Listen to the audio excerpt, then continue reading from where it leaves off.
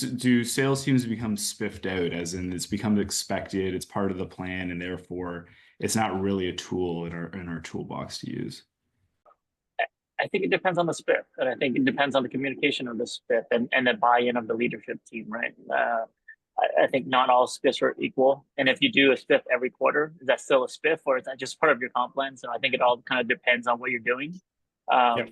But yeah, I mean, you're trying to drive behavior change with the spiff, right? So it can't be long. It has to be short. It has to be time bound. There's some criteria that I would probably set as a best practice, but I've definitely seen spiffs where we've had zero incremental movement, and that's a design change that we need to take moving forward. And we learn from some of our mistakes.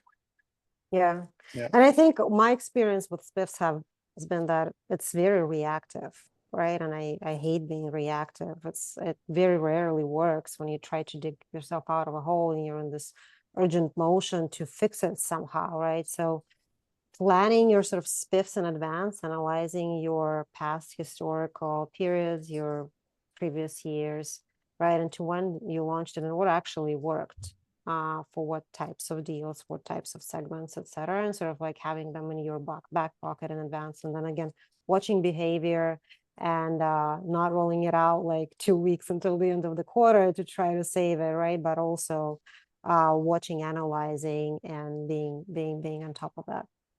It's like ideally the spiffs are well thought out in advance and they're trigger based, right? So it's like if we know that this is not being accomplished, you kind of engage that mechanism, which you've pre-thought through, you've well analyzed.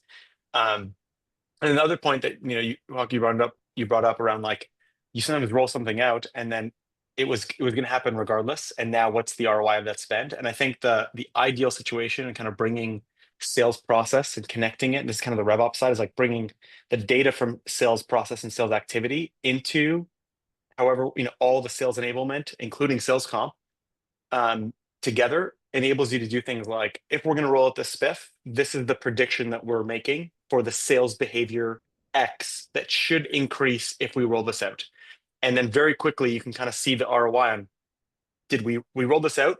We saw a change and that resulted, or we didn't. And now it's a lesson learned in terms of like doing that retro so that to never, ever do that again and not waste the company's money. But it's easier said than done because you have to bring these complex data systems together and do so quickly. So it definitely can't be reactive to all this point.